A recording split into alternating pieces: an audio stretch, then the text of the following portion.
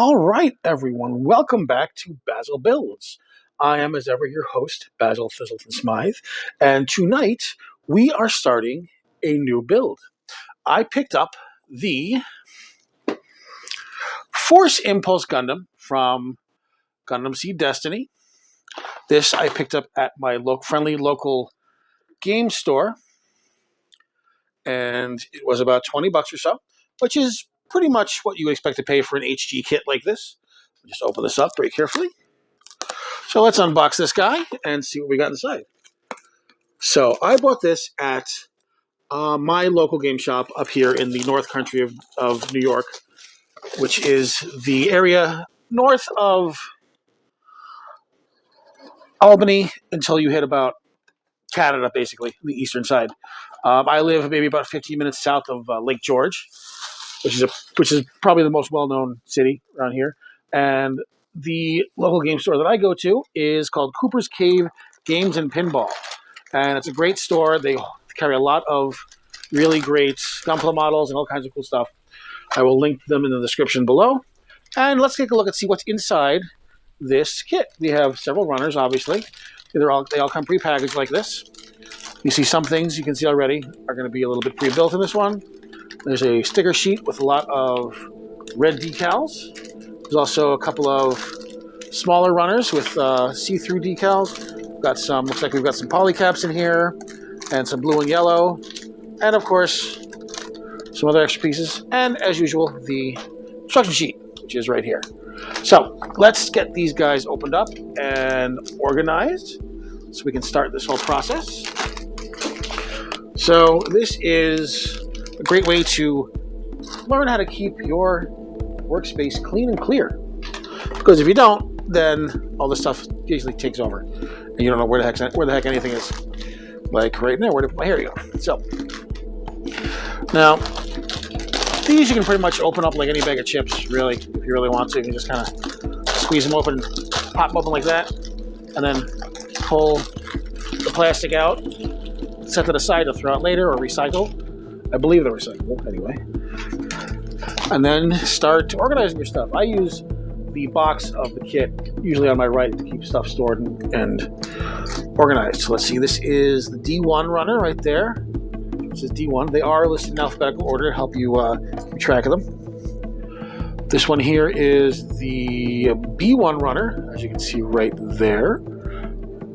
B1. And then we have, this has the, looks like the A1 runner. So we'll put that right here. Now, this little guy here has some stuff in it as well. Looks like we've got some beam saber parts and some random wings or something like that. Let's open it up. This is E. So we'll put that after the D1 in the box. And these are small enough that you don't really need to alphabetize them.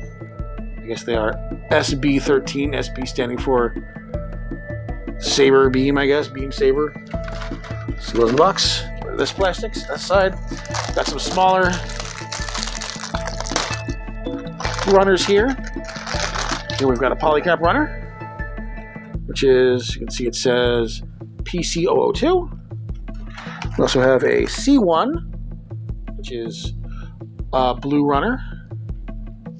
And also this little guy in here, a F1, which is the yellow parts. Put this in the box as well.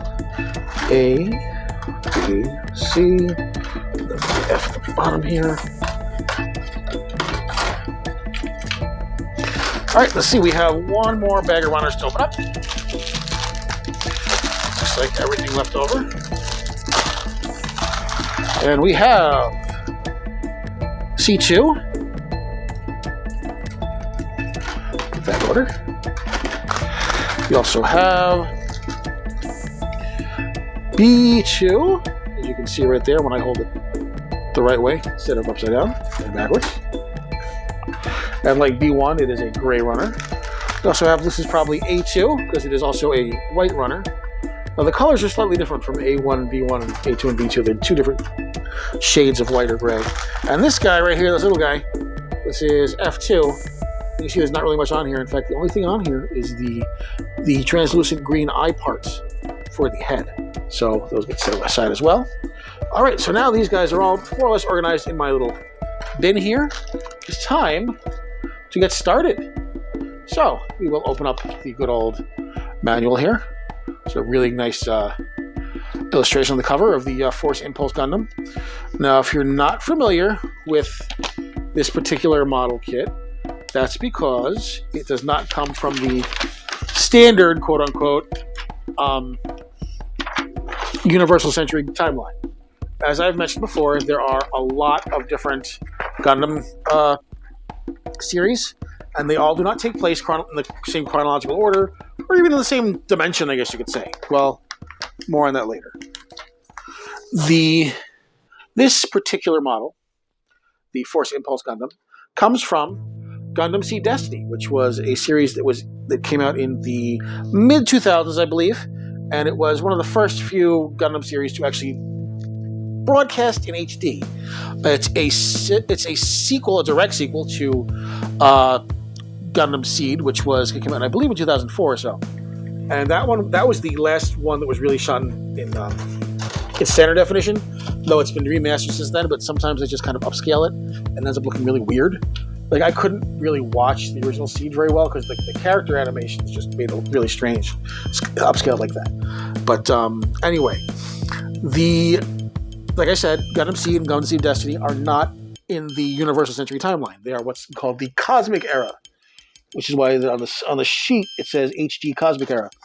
And that denotes that this is from the Cosmic Era timeline, which is completely different backstory. At the same time, things are relatively similar as far as the story goes. There was a conflict between space colonies and Earth, and there's a conflict also between people who are old types and new types, although in this particular series they're called naturals and coordinators. So I wouldn't say that it's the same story. It is an old story retold 25 years or so on, and it's one of the more popular Gundam animes that came out in the 2000s. It's actually a pretty good show. There's a lot of recycled footage in this show, which was kind of annoying when I was kind of watching. But again, this was for network TV at the time, and at a time when digital animation was still in its, I wouldn't say infancy, but still becoming more and more prevalent. And in this case, this is a mix where you can really tell when things were done using digital animation and things were done using more traditional animation. And it was not as clean as it possibly could be. Still an entertaining show. There's a lot of, people getting blown up in giant robots and stuff like that, and that's really pleasing to me anyway, because I'm a bit of a masochist and I like watching things blow up. In this series, in the Gundam Seed Destiny series, B29, there it is. The main character is a young man named Shin Asuka. I believe it's Shin Asuka is his name. And he was not in the original Gundam Seed series. He is a new character that was included for the new series. Though he is in the new series directly because of the actions of the characters in the last series. And you find this out in the very first episode you see. The little bit of background. He and his family are trying to escape a war-torn country, which is caught in between two warring factions, and they're trying desperately to escape and to get on an evacuation boat. Will take him to safety, and he gets separated from his family, and he ends up being the only survivor. So he is absolutely just from the beginning. That this guy is going to be the Screamo type main character, right? As you can see here, I'm using my my Volcan cutters. These are the quote-unquote more expensive ones, the ones that are a little more sharp and with a little more give a little more detail work. And so he becomes the main character because it fast forwards a couple of years, and he shows up. He's in the military. He's a pilot in the military. He emigrated to a space colony that was. And he blames the people who are in charge of his country for allowing tragedy of his parents to family to be killed. So he is definitely not somebody who likes those people at all. He doesn't like working for them. He doesn't like the fact he does like the fact that he's far away from them. But of course, he gets caught up in a larger story that I'm not going to go into because it's long and convoluted, and you would have to know all the stuff that happened in the first Gundam Seed to understand all the characters and everything. Needless to say, he is the typical hotshot pilot archetype, I would say, and he gets to pilot what is called the Impulse Gundam, this is one of the kits that I'm working on right now. Now, the Impulse Gundam is very modular. There are different packs it can be equipped with, and the one that's probably the most iconic is the Force Impact Glider, which is why I'm doing what's called the Force Impulse Gundam. Excuse me, I don't know what colors call it Impact Gundam. This is the Impulse Gundam, and it's the Force Impulse Gundam variant that I'm working on. And it has a pair of pretty cool wings on its backpack, an oversized backpack with wings. And it is actually reminiscent of an older design that appeared in Gundam Seed, the original Gundam Seed, which is the Strike Gundam, which is an iconic design. This one is obviously based on the Strike Gundam very much. There are some important differences, of course, because this is a new series. But it is the hero Gundam for at least the beginning of the series. So that tells you the importance of the character, at least. Did I put this on upside down? No, I did not. Slide this guy into here. There we go. I believe. Did I do this? Did I do that right? I don't know if I did. Hold on. Oh no, that's it looks more or less. Oh, is it supposed to go down like that though? See, this is the first time I've ever built this model before, so obviously I do not know if I'm putting it together correctly or not. I really might have been putting it together upside down, which might be why it was not going in the way it was supposed to.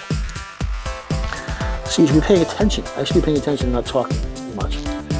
But why would I do that? I have to talk to all you amazing people. Right, yeah, see, so this part goes in there. That's the neck joint. This is the front part. Yeah, that seems to fit. This looks like that fits a little better. Yes, there we go. There we go. That's the problem. So you can tell right now this is going to be the chest piece. You can tell because this little joint here, this little ball joint, that's going to be where the head goes. That's going to let it go back and forward, and it'll rotate on that joint. So this is some part of the detail of the chest right here. You can see. Looks like these are going to eventually be vents on top. And let's see what else we have. Let's put the rest of this chest piece together tonight, shall we? So I need a couple more pieces from B31, which is over here. B31, chop that out.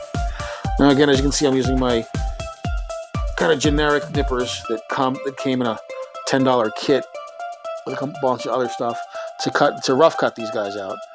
And then I need B31 as well. B30 rather. And then after that, I do a more precise cut with the vault can cutters because those are the sharper ones. So these two pieces, and then also I need the C15. So I go to my bin, I flip over C1, which is a blue piece. I find number 5, which is right here. Flip these guys out.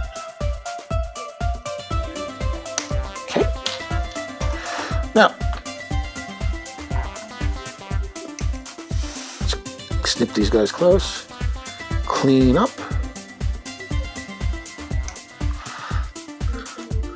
get these little nubs off here.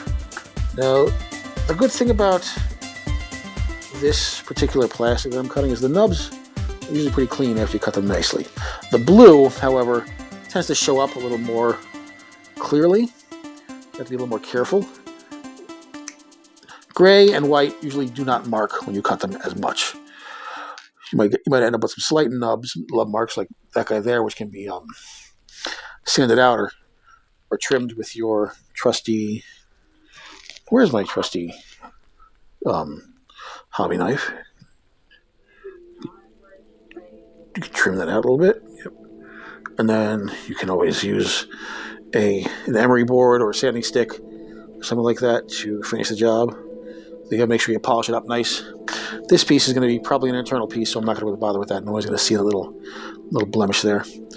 But the blue stuff, like I said, this marks really easily. See, don't use the bad one, use the good one. Pay attention to what you're doing. Okay. Oh, that one flying. The rest of them, that's a little better. Okay. As you can see, it's definitely a little more visible on these smaller guys than it would be usually. So give it a little bit of a skin. Again, these are pieces that are probably going to be hidden when I put this stuff together. Let's put the rest of this together now. Let's see. C15, these B31 and B30s go inside on the sides here. Oh, and yes, these are most definitely going to be the... yes. These are going to be the hinges or the sockets for the arms, where the arms go into the shoulder. Just got to make sure I'm putting them in the right direction. So let's see, this one goes in right over here. Oops. See, I've got big fat fingers, so it's hard to get these in sometimes. And as you can see, there's one side is longer than the other. Which means you really got to be careful. In this case, I'm going to take a close look at the manual here to see what it looks like. And you really can't tell, can you? I believe, based on what I'm looking at here, is that I am going to put them in and see what happens, pretty much. Yep, okay. Nothing much for it. Let's see what happens. This one goes in here. There we go. This one goes in facing this direction. And, there we go. Good enough for government work. And now we take the back of this guy. And you see there are two little holes there. It's going to correspond to these two holes. Let me just make sure I put this in facing the right direction. Like this. Yes, there we go. These slip in. Ah, nice and tight. It'll prevent this from coming out. As you can see, this is, I believe, the back of the chest there. So that's the back of the torso. Since that's the front. And let's see. Oh, okay. Next, we put the details on the fins here. We've got an F1 and an F3. So let's go to the Fs. Where's my Fs? D, E, F. F is the yellow, as you can see. Now these are F2 and F3. Take these guys off here.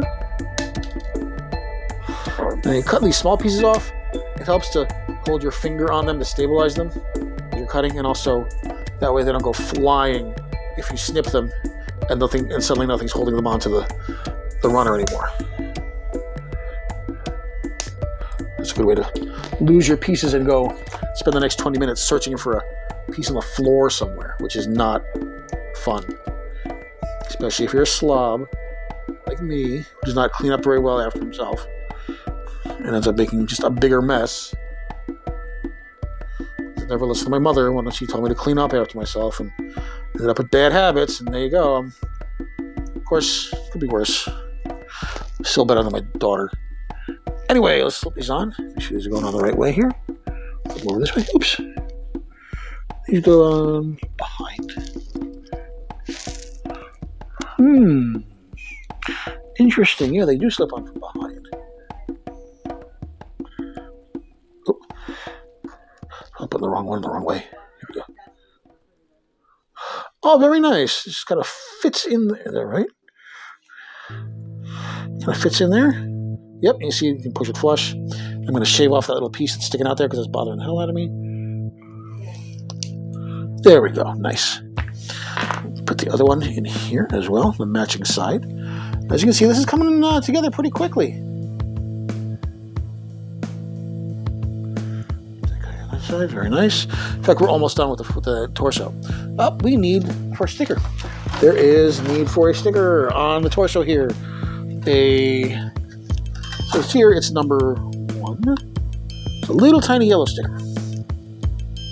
Let's get that guy on, huh?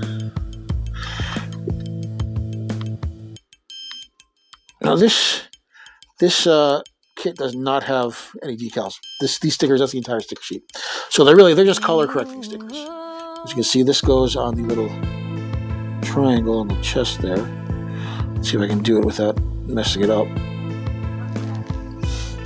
Can he do it? Can he do it, ladies and gentlemen? Almost. Close enough. If I was fancy, I could actually paint that bit instead. And there are, just how there are Gundam markers for doing panel lining, there are Gundam markers for actually painting your details. And I have a bunch of them, but and I have not pulled them out for this kit. This is just an HG kit. You don't have to go full ham on an HG kit unless you want to. So that part's done. Okay, so now we have a C1 and C2. A, B, C, A, 2. Here's D1.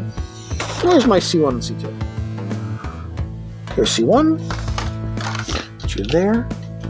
And here we go. This little teal colored C2. There we go. So there's a C110 right here. Cut this guy loose. This is actually the top of the cockpit, which is one of the really iconic designs of the Force Impulse. The way the cockpit slopes down. C211. Right there, yes.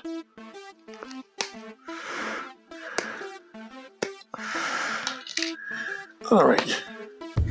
Nearly done on this torso, my folks. Oops. Should have been using the nice nippers, but I wasn't. These guys too.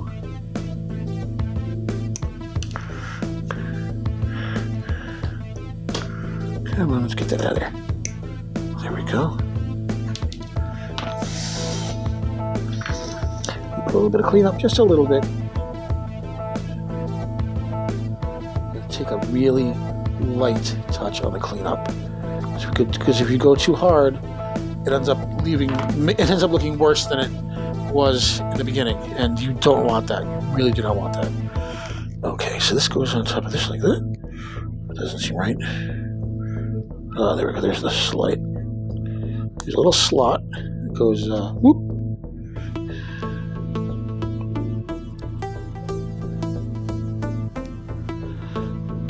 Oop. Am I putting it on right? Probably not. Let me check here. I believe this goes like this. Oh, that seems wrong too. Sometimes the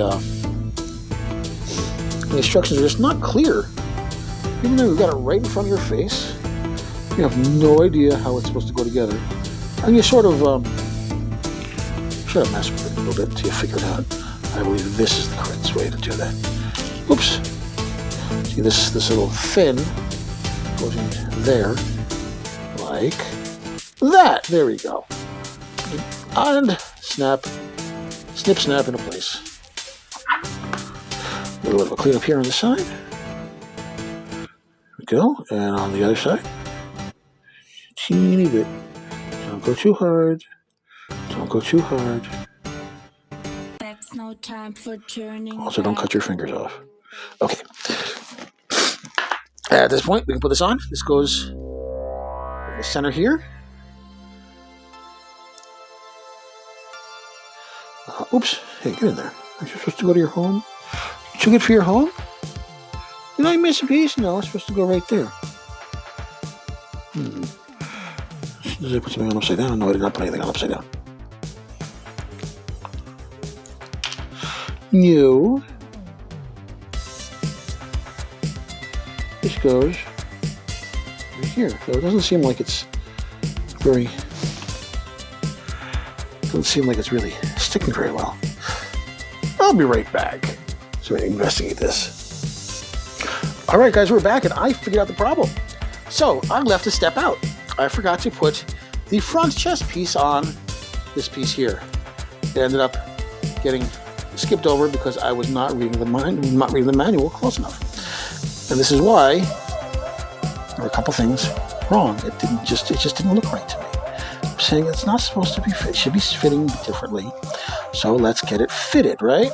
And that's what happened. I figured out what the problem was. So I had to take it apart a little bit, and now I have to put everything back together so I can do this properly.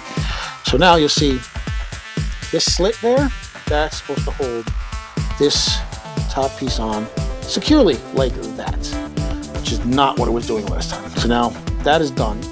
But you then replace these yellow fins on the sides, need to be slid back into place as well. So you end up getting back to business here. Now let's get these guys slid in, huh? Oh, they get it. So I want to force it. There we go.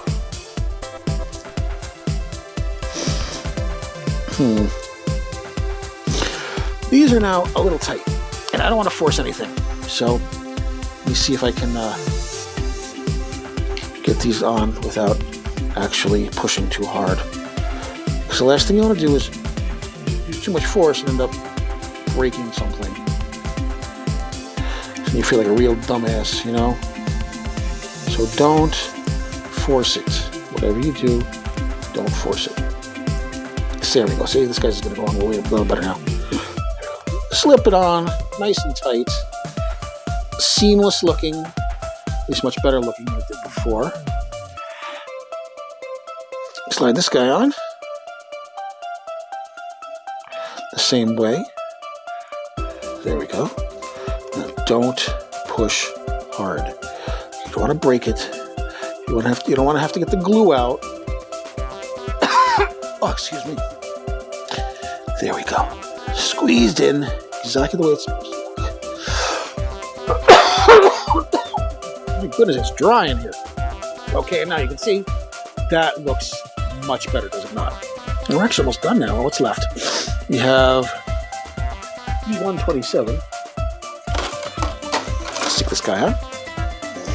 26, 27. Here we go. Wrong nippers. It's been a long day, you tell? It's been a very long day, these parts. It's okay. That's why I'm choosing to do an HG kit and not a more challenging one on camera. Those are fun, but also quite frustrating at times. And if I can't deal with an HG kit tonight, then I am sure not hitting an MG or an RG. Here we go. B127 goes into D13. Pull out D13. That's C1. What am I doing?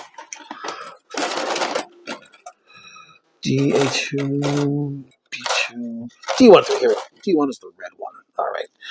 D13. There it is. This is going to be part of the torso, the red part of the torso. Like most hero suits in the Gundam universe, there's a very specific color scheme for the main suit, and it's usually a red, white, and blue scheme. And with a little bit of yellow in there. And so far, this is adhering to that. There's a little bit of light blue in there, but that's fine. That's within acceptable tolerances, I guess you would say. There we go. Usually the torso is some combination of blue and red with yellow accents, while the limbs are usually at least partially, or if not totally, white. And then there's some more red in the feet. And that's pretty standard. All right, here we go. So B17 goes into D13 like this. Is that correct? Is that right? Yes. Ooh. Yes, there we go. Sunk in there. And then this goes right into here like this. Is that right? Yes, it is. Look at that. And then A12, which is a large runner, actually. A122, excuse me. 122. Here we go. This guy right here. Snip, snap.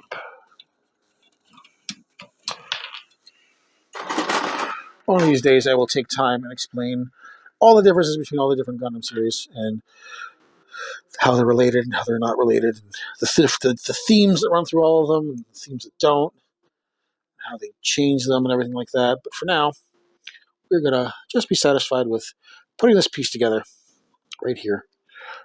Goes underneath like that. Oh, where does it? Let's see. Should snap in. Oh, I see. Okay. Got a little bit of a gimmick there, doesn't it?